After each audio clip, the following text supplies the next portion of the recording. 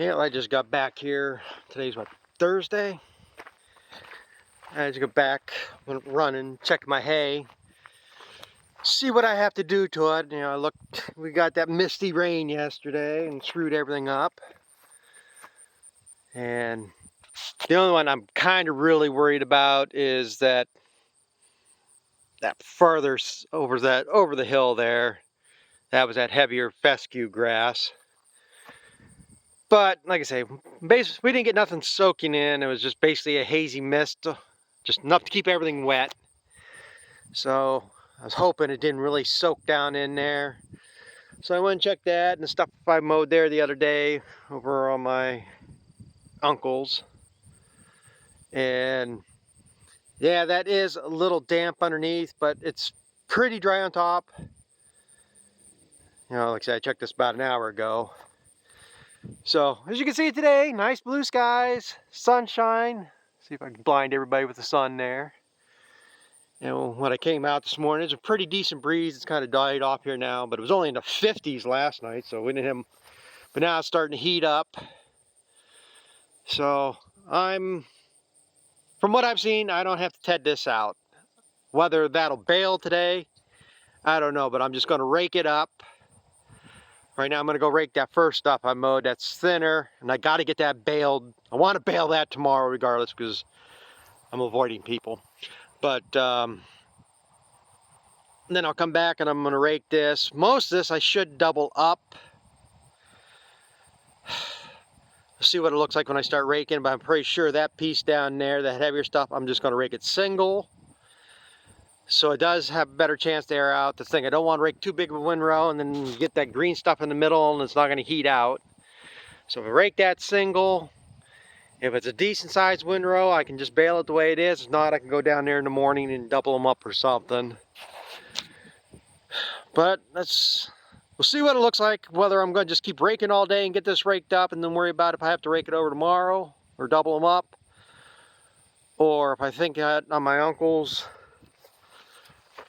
will be dry enough to bale later this afternoon, I'm going to rake, you know, until 3, 4 o'clock, and then I'll hook up the baler and go start baling some of it. But that's the plan so far today. And yesterday I monkeyed around while it was raining, trying to locate parts for that applicator up there. And I tell you, I am completely disappointed with Gandy, with their website for one thing. It is so disorganized on finding parts.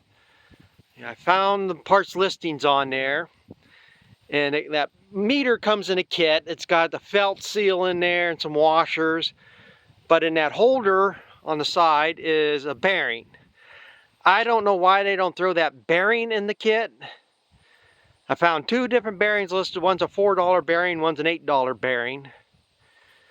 But they don't give hardly a decent description of anything to know if that goes to this meter, another meter, or which one will work.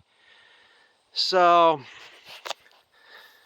and then on their website, they don't have anything where you can add to cart and order it. I figure, you know, I'm pretty sure I know which bearing it is. I was just going to order 2 of them, you know, $8 or $16, whichever one it was. I wasn't going to worry too much if it was the wrong one. And in fact, I'm not going to worry about it too much. I got this one's a 4-hole. This is what they call the jumbo. And I have a smaller one, a 3-hole, and I'm pretty sure it's the same bearings in it. Just it's a narrower meter. So if I did, I would have the bearings. But anyway, on their website, there's nowhere to add to cart to order the thing. Well, and so when you click on a part, you can get more details, and then it does maybe give a little bit of a description, but it has where to buy. You click on that, and it has a thing on there where you put in your state and stuff, and it's basically a dealer locator. So I go on there, I'm scrolling through there, see who's near me or whatever, and Messick's name came up. Well, I dealt with them last year for parts of that baler, and everybody praises them up, and they are pretty good. I mean, I wish they were a little bit closer, but I called down there, and the parts guy I talked to, he never dealt with this. You know, he never had to look up parts. He doesn't even know if they have a parts book or anything. So I told him what I was looking for, and he went and talked to somebody else. And he comes back a little bit later. Well, I guess they looked up the phone number. They didn't even realize they were a dealer for it, or listed as a dealer. So he called the company, he called 2 different numbers, and nobody would pick up the phone. So he comes back and we're talking there, and the gist that I'm getting, basically what he says, even if I wanted to order parts from the company, it's only dealer only. So, and that's kind of the gist I got with when I was looking at the information. They wanted a dealer number and stuff. Well, and they don't even know how they became a dealer. The only thing I can figure in talking to them, probably at one time, maybe 10 years ago, somebody wanted one for something. So they ordered it. They had to set up a dealer account and whatever, got it, never ordered another one or got anything for anybody else. And then just nobody knows that they're a dealer. But like I say, they kind of weren't able to help. He said he was going to ask around a little bit, talk to somebody else, and if he can come up with anything, he'll call me back. So, which is fine. But I did, again, with talking to him, I'm probably going to find it here now. I went this morning and got a coffee at Tractor House. And I know, I can't think of the company. I know they advertise in here, that's why I got it. And there's 2 or 3 in here that are right here. Cedar Crest, that's it. They would be another one I could call because they are, well, maybe it's not. I know one of these places is a ag bag dealer. And I know there's somebody in here that's Kelly Ryan. So that's probably going to be my best bet, is to locate somebody that's a ag bag dealer, because that's fairly common for these. So that's what I got that for, to look that up to check. I did go back in their dealer locator, and because I know Land Pro up here in Faulkner, New York, and this is what's funny, Land Pro has 20 stores in their network, and they'll have an ag bagger on the lot up here in Clymer, but they don't have the parts books to look it up. They don't have, they'll have to call Faulkner, and they can ship the parts around. So it's a possibility. That's why I looked up to see if Land Pro, like say Faulkner or any of the stores, are listed as a Gandy dealer, and nothing came up. Several places in New York, but they're a little further away. I mean, some of them weren't too bad. Maybe talking an 1.5-hour drive. But the chances they're going to have a part in stock, they're going to have to order it anyhow. That's the thing. So then I checked in Ohio, and Bortnick's and Cortland came up, which isn't too bad. They were 68 miles away or something. So I might call them, but in the end, I'm pretty sure it's going to have to be an ordered part. Are they really that much of a dealer? Are they going to be the same thing as Messick's and not be able to get a hold of anybody? So I don't know. Right now I'm going to worry about hay. I ain't worried about this because I have another plan on that if I don't get back to this. Just because it's that end of that meter that's rounded out and stuff keeps flowing. I think I can take, I'm almost certain if I took, find something, either wrap that end in like electrical tape, build that area up, because it doesn't have to meter there. I only feed out of 3 holes on this one anyhow, because of the way it sets up there in the tunnel.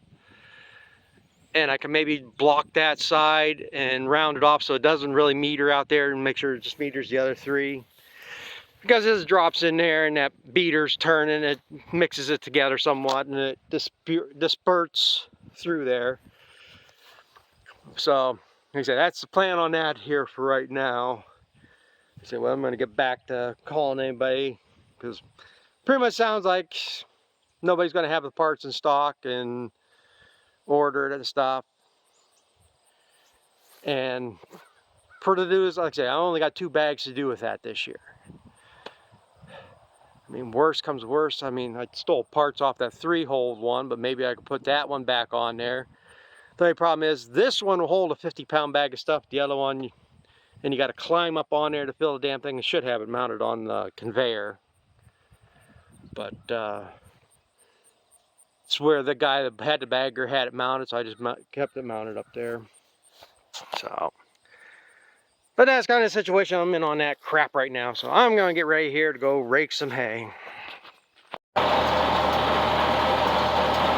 I'm working away at this. This is the second strip here, the bigger one down to my uncle's. I did that lower one already, down there by the barn. That one I doubled up.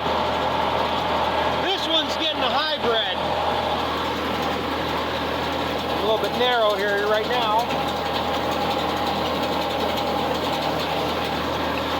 Right now this side, see, I'm doubling up this upper half, but that lower side I'm only raking a single.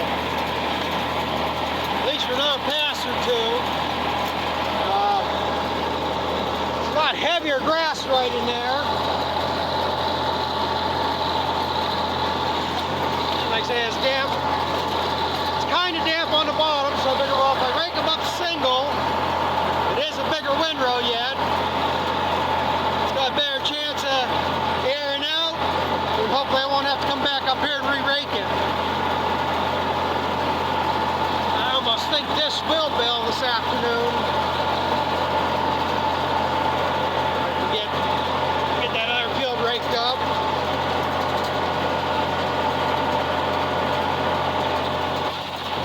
That's a single there.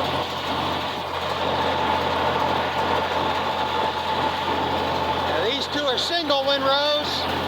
The outside one is a double because I have no other way to do it. Unless I rake it single into the edge there and then come back and re-rake it. But that's what I'm trying to avoid, is making another trip up here to rake it.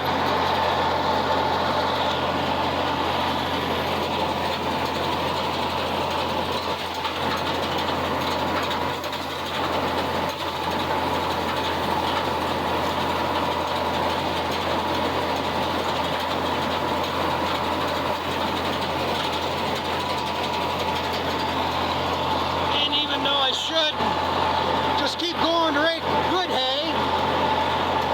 I am going to rake that shit hay up there. I can rake that up if I don't bail that till Sunday. I don't care. So I save myself another trip up here with rake. Here now, might as well rake it now.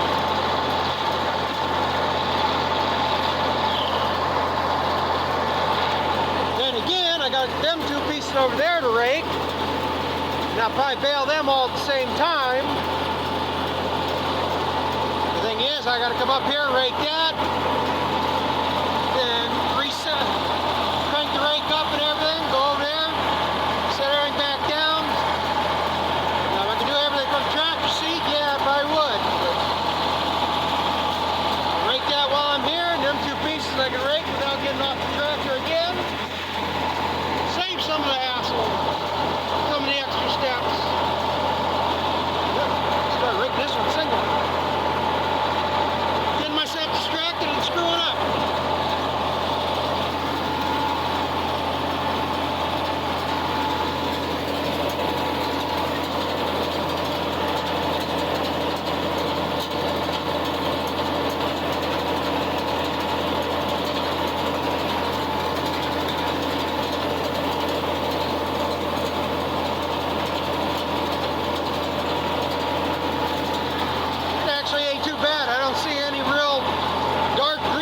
Breaking up, so there's really not that much that's wet or green on the bottom. So I say a couple hours sun, this might just fail.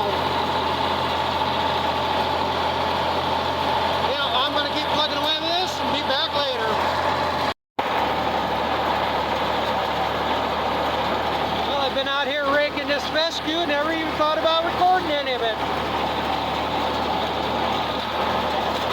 I've been raking this one up in single windrows, and it's a big windrow. I mean, it's fluff fluffy. Probably really ain't much hay in it, but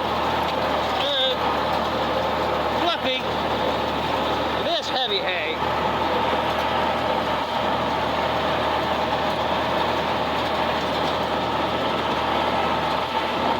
See, it looks like it's on the dry side, but I know there's still dampness in it.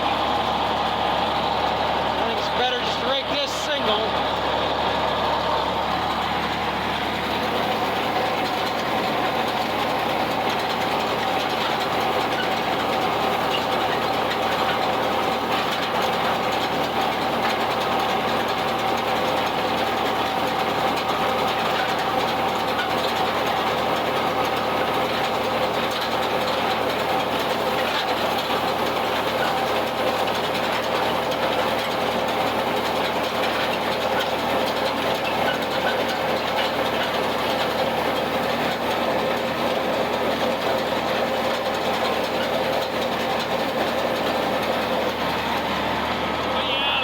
Raking all that. I'm probably going to do the same thing I did up my uncle's. I think some of that will get doubled up and some's going to get raked single. This is plenty green out here. All this under the trees. I'll just come out here and bale that up green, put it in the barn, let the cows pick at it. Not that they need it. I mean,